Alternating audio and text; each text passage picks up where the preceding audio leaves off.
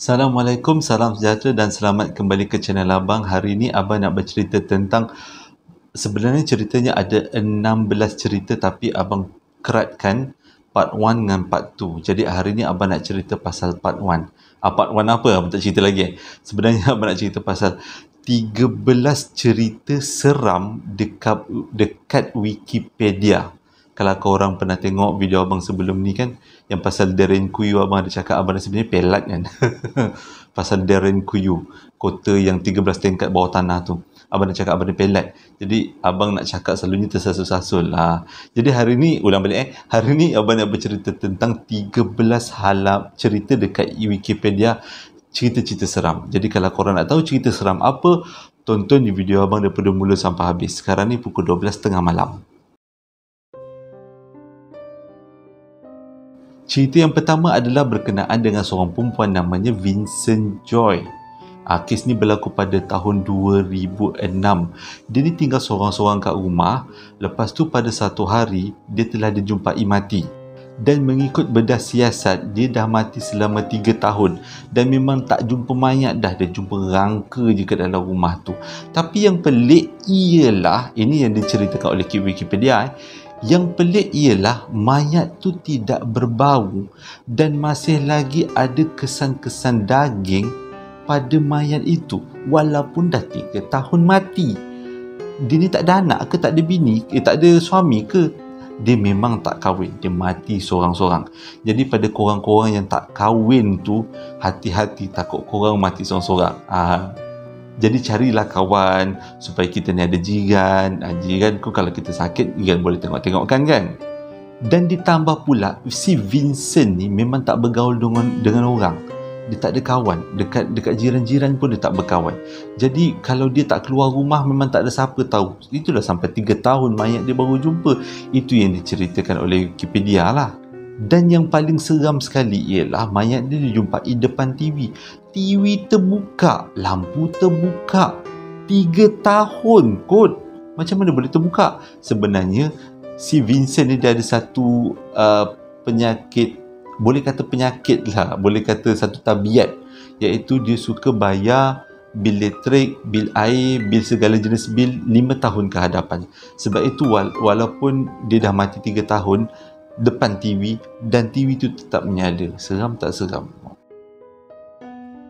Kisah kedua yang seram yang diceritakan oleh Wikipedia adalah kisah Anna Petrova. Dia ni sebenarnya seorang atlet ski luncur ais dekat Amerika Syarikat.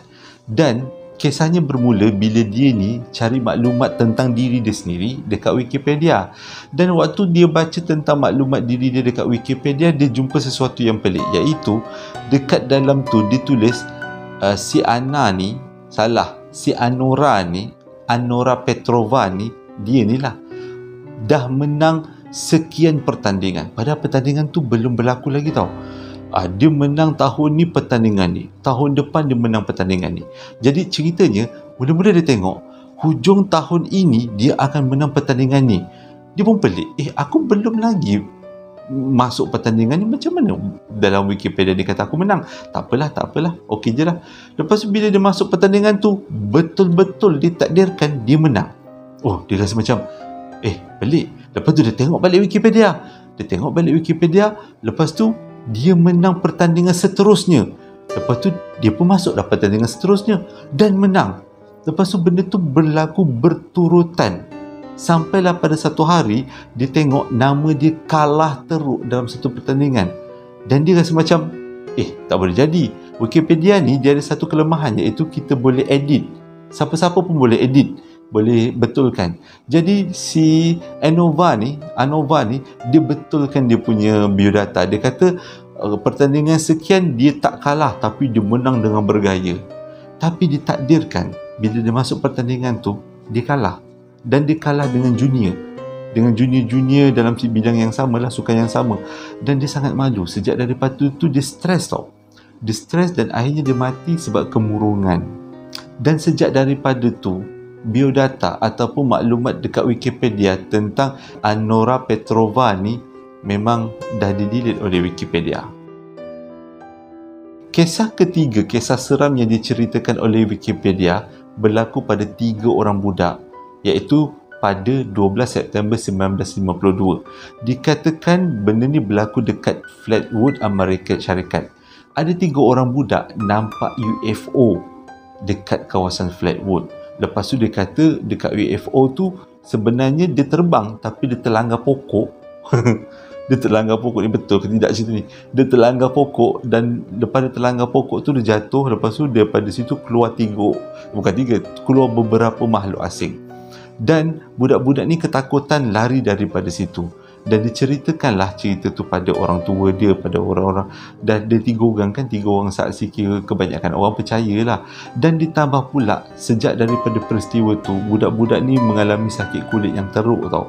Dekat kulit dia ada bengkak-bengkak nanah. Jadi disebabkan tu kebanyakannya memberi spekulasi yang penyakit ni datang daripada si alien tu.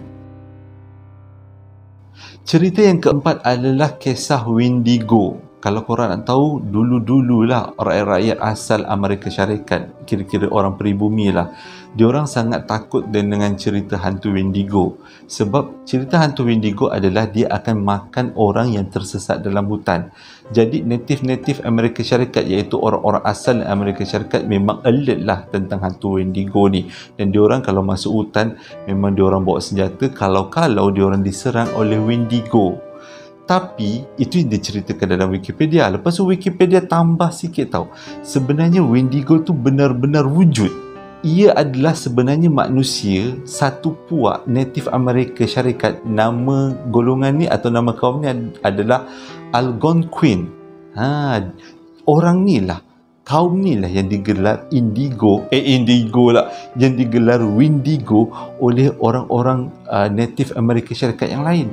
Jadi dengan kata lain, Wendigo tu bukanlah hantu, tapi adalah sekelompok manusia yang memang aktif makan manusia.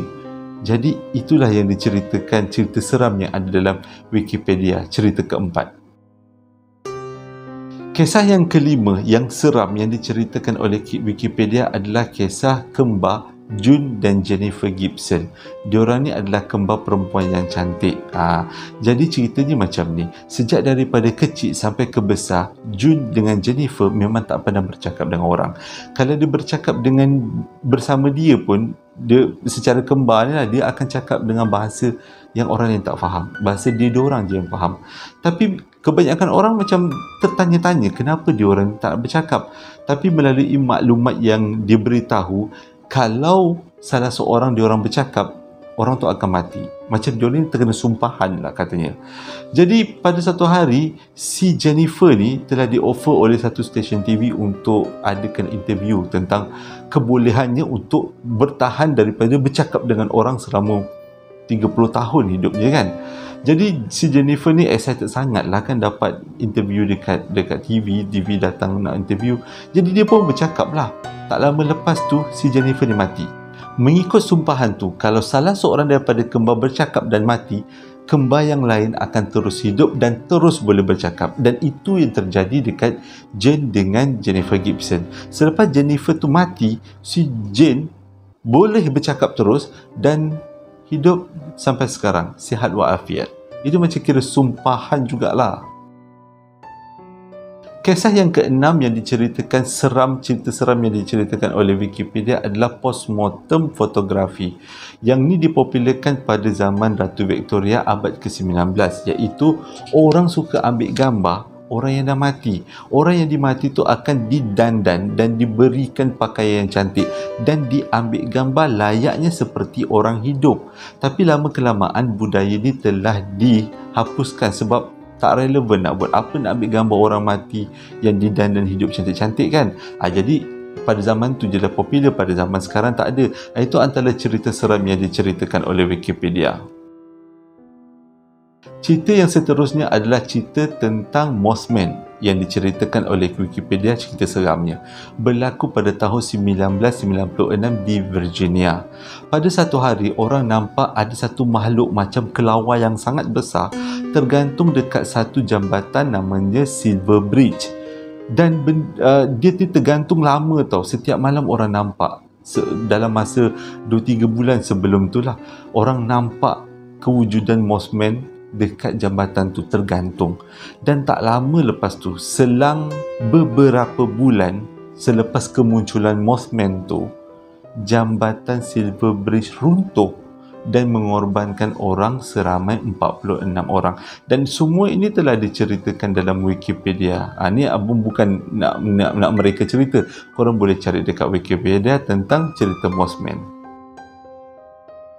Cerita yang terakhir untuk part yang pertama adalah Black Eyed Children yang diceritakan dalam Wikipedia.